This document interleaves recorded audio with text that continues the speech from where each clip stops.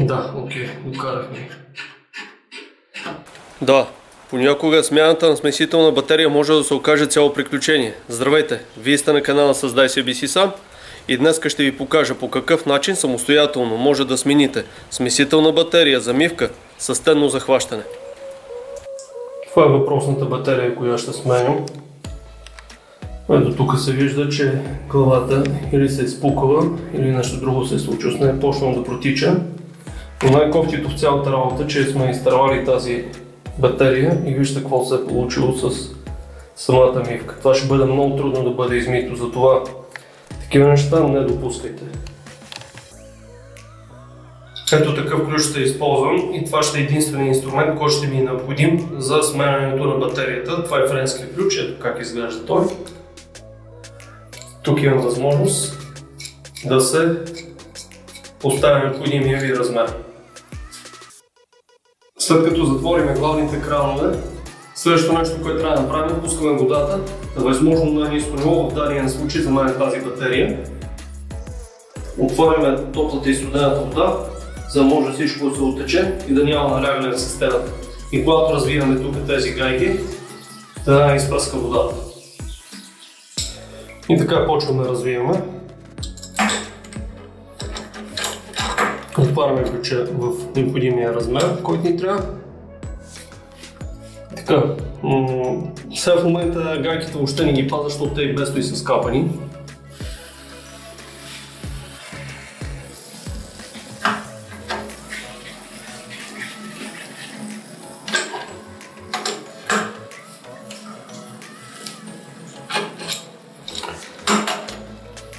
Значи едновременно по-малко развиваме и от едната и от другата страна.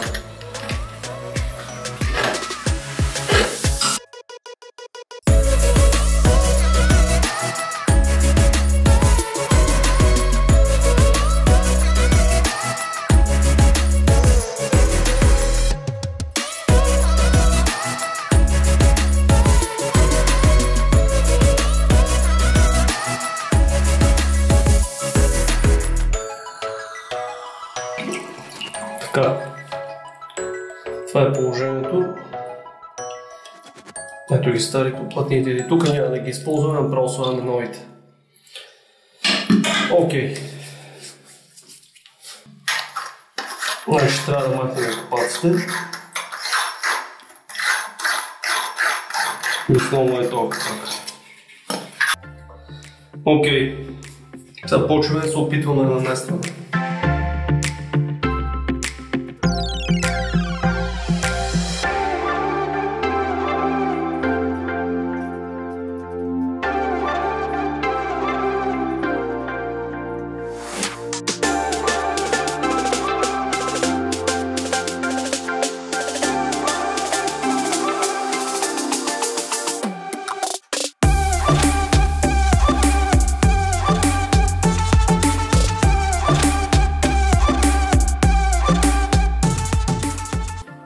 В момента нагласям височината и затова пада голяма игра, но няма начин. Тази кривина тук трудно се компенсира.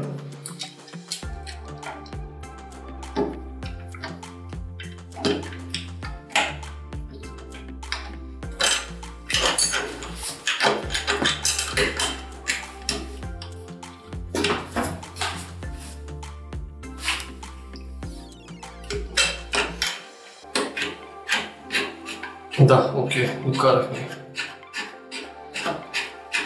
Това е трудната част мина. Така. Сега слагаме капаците на място.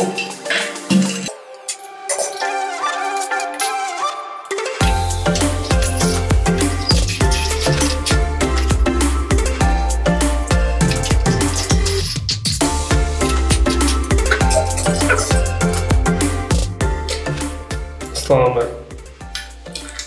уплътненията.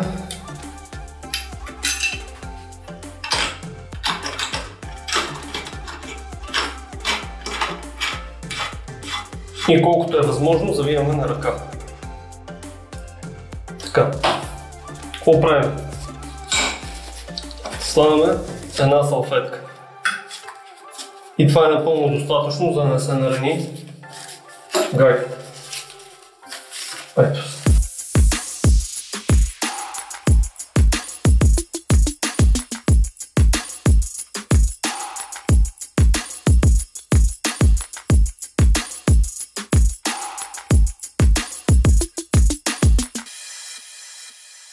Когато чувствате, че вече се получава съпротивление по-сериозно,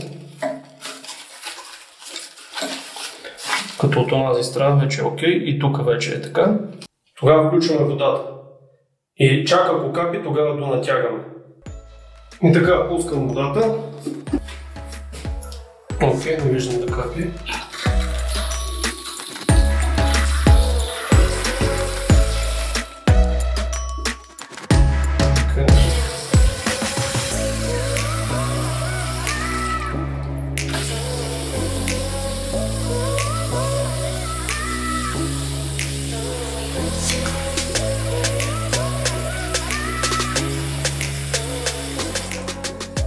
Това е положението. Мисля, че се виждам. Никъде не капи, всичко е както трябва. Както видяхте, смяната на смесителна батерия е достатъчно просто нещо. Единственото, което ви трябва, френски ключ. Въоръжавайте се с френски ключ и всеки един от вас самостоятелно може вкъщи да си смени смесителната батерия. Ако ви харесва това, което правя, подписваме се на канала, поставяме своите лайкове, натиснете на камбанката, за да получавате известия за новите видеоклипове. Пишете обязателно своите коментари, интересно ми е вашето мнение. И скоро ще се видим обязателно.